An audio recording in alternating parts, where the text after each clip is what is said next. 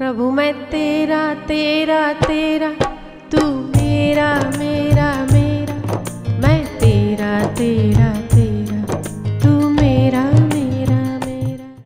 4 चीजें ज्योतिष के ऊपर काम करती है। आप किसी ज्योतिष को दिखाओगे ना तो वो आपको कहेंगे आपको शनि का ग्रह है, मंगल का ग्रह है, राहु आपके सामने है, शनि की 7.5 है, 14.5 साल है।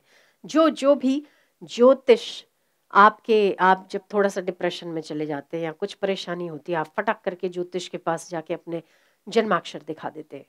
वो ज्योतिष आपको कहेगा ये है वो है वो है, आप इतना कर लो, 1100 की पूजा करवा लो, आपको खूब संपत्ति आएगी। अगर संपत्ति आएगी तो वो आपके 1100 के पॉकेट मारने के पीछे क्यों पड़ा रहता, बार बार आपको क्यों इंसिस्ट करता 1100 की पूजा करा ले, 1100 की पूजा करा ले। उसको भी जरूरत है, वो अपने जन्माक्षर देख ले तो ज्यादा बढ़िया नहीं। खैर, ज्योतिष गलत है ये कहना मेरा नहीं है, ज्योतिष काम करता है, कुछ % काम करता है। पर ज्योतिष किस पे काम करता है? जो कुछ भी आपने कर दिया है, जो आपने तय कर लिया, जो संचित कर्म आपके हैं, उसकी एक पिक्चर है ज्योतिष। वो आपको बता रहा है कि भाई आपने ये किया, उसका फल आप भुगत रहे हैं, आपने ये किया। मेरा ये कहना है कि आपने जो ज्योतिष बनाया है, जो जन्माक्षर आपने बनाए, वो आपने अपने किए से बनाए, ज्योतिष ने नहीं बनाया। ज्योतिष तो केवल आपको पिक्चर दिखा रहा है। जो आप आज कर रहे हो, आपको अगली पिक्चर कैसी देखनी है वो आज ठीक कर लो ना। अगली पिक्चर क्या देखना चाहते हैं आप? वो पिक्चर ही दिखा रहा है आपको, आप ही का किया हुआ दिखा रहा है, जिसमें कोई परिवर्तन नहीं होगा। आप जब थिएटर में चले जाते हैं और कोई एक व्यक्ति किसी को मार रहा है और वो व्यक्ति भाग रहा है और आप कहे बेचारे को बचा लो, बेचारे को बचा लो, अरे बचा लो, जो बन गई है वो नहीं बचेगा, उसका वही होगा जो बन गया है। पर हाँ, वो पिक्चर आपके हाथ में है जो बननी बाकी है। उस पिक्चर की ओर ध्यान दो, जो बन चुकी है उसका आप कुछ नहीं कर सकते, वो आप ही ने बनाई है। ज्योतिष क्या करेगा? पर हाँ, एक उपाय आपको और बताते। ज्योतिष काम करता है, आपको केवल पिक्चर दिखाता है, जो VCR की हमारी पट्टी जो चलती थी कि भाई इसके बाद ये, इसके बाद ये, इसके बाद ये, थिएटर में इसके बाद ये रोल, इसके बाद ये रोल, इसके बाद ये रोल। पर हाँ, अगर आपकी पहुंच उस डायरेक्टर तक है तो डायरेक्टर उस सीन को काट जरूर सकता है।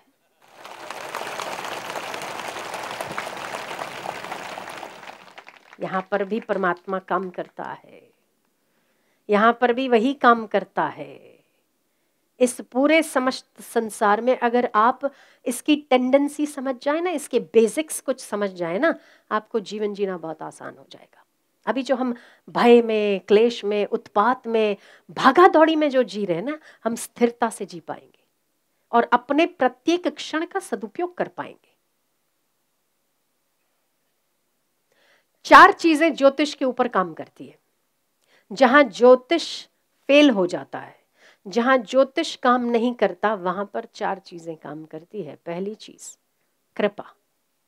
यदि आप किसी से जुड़े हैं, यदि आप भगवान की उपासना करते हैं, यदि आप अपने गुरु की उपासना करते हैं, यदि आपने उनके कान तक, कभी कभी यहाँ पर इतने बहुत लोग हैं जो लोग ये अनुभव को मानते हैं कि जब हम कान में बात डालते हैं तो हमारे काम हो जाते हैं। कितने लोगों का ऐसा अनुभव है? हमारे काम बिगड़ रहे थे, हमने बात डाल दी और हमारे काम सुधरे। वो कृपा। आपने कान में बात डाली और उनके चित्त में स्फुरण हुआ नहीं हुआ, पर आपने कानों में बात डाली और आपका काम हो गया। ये कृपा। पर ये तर तीव्र प्रारब्ध पर काम नहीं करता है कि आपने कान में बात डाली। पर हाँ, विशिष्ट रूप से यदि आप सेवा करते हैं और यदि आप पर कृपा होती है तो वो आपके दुर्भाग्य को मिटाकर सौभाग्य में परिवर्तित करने की क्षमता रखती है। यदि आप सेवा करते हैं, सेवा से क्या होता है? यदि आप सेवा करते हैं तो सेव्य की प्रसन्नता प्राप्त करते हैं, सेवा से ही मिलती है, चापलूसी से नहीं। ठीक है? आप अगर 2 शब्दों के, तो उन्हें सब मालूम है कि आप शब्द बोल रहे हैं कि आप भाव से बोल रहे हैं। तो यदि आप सेवा करते हैं तो सेव्य की प्रसन्नता प्राप्त करते हैं। जब सेव्य प्रसन्न होता है तो मेटत कठिन कु अंक भाल के, मेटत कठिन कु अंक, कु अंक मतलब उल्टी गिनती हो, भाग्य की उल्टी गिनती भी सीधी होने लगती है। मैं तत कठिन कु अंक भाल के। तो जो जहां कृपा होती है, कृपा कब काम करती है? वापस सेवा। पहली कृपा काम करती है, दूसरी सत्कर्म काम करता है, तीसरा नाम जप काम करता है। यदि हम जितना ज्यादा नाम जप करेंगे, वापस वही हम आते, जितना नाम जप करेंगे तो जिसका हम जप करते हैं उसकी कृपा। ठीक है, जितना हम ज्यादा नाम जपते हैं, एक दरवाजे पर आदमी खड़ा खड़ा, आप कितनी भी दुश्मनी हो, खड़ा खड़ा आपका नाम बोलता रहे, नाम बोलता रहे, कभी तो आपको लगेगा ना कि बेचारे को देखना चाहिए, अच्छा है बेचारा, मेरे लिए इतना भाव रखता है, माफ कर देना, है ना। यदि आपके माँ बाप नाराज हो जाते हैं तो आप माँ बाप को बार बार कान पकड़ के कहते हैं, मम्मी माफ कर दो ना, पापा, अरे बेटा कोई बात नहीं, हो गया ना, अगली बार मत करना। वो जो करुणा आती है, तो उनकी करुणा सेवा से, नाम जप से, सत्कर्म से आती है। हम जो ये सत्संग सुनते हैं, सेवा करते हैं, हम वो किसी पर भी उपकार नहीं करते, हम अपने भाग्य को संवारने का काम करते हैं। हम सेवा करके भी सेव्य का उपकार नहीं करते, हम अपना जन्माक्षर लिखते हैं, अच्छा वाला जन्माक्षर। आज जितने भी पद पर आसीन लोग आपको नजर आते हैं, श्रेष्ठ पदों पर नजर आते हैं, उनके पीछे उनकी यही 4 बातों ने काम किया है। कृपाली ने सेवा करने से कृपाली, कहीं ना कहीं तपस्या हुई है, तपस्या इसमें बहुत मुख्य रूप से काम करती है। यदि आप व्रत करते हैं, उपवास करते हैं, उपवास करके दान करते हैं, आपके पाप कटते हैं। इसी का एक अंश ज्योतिष में देखने को मिलेगा। हनुमान जी को बूंदी के लड्डू चढ़ाना दान, गरीब बच्चों को खाना खिला दो, कन्याओं को भोजन करा दो, आदि आदि, ये सब छोटे छोटे उनके वो है उपाय, नुस्खे जो आपको उससे बाहर निकालते। पर हम कहते हैं कि इन चारों चीजों को आपके भीतर, आपके जीवन में शामिल करो, ताकि आपके जन्माक्षर उत्तम से उत्तम लिखते चले जाएं। आप मानव नहीं मगर मानव से महामानव बन जाओगे यदि आपके जीवन में सेवा है, सत्संग है, सत्कर्म है, गुरु की कृपा है।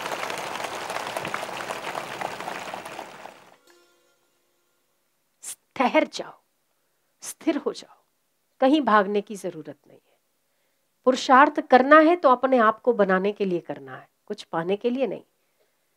ऑलरेडी जो आपके पास है, जो ईश्वर ने दिया है, वो कम नहीं है। क्या कम है?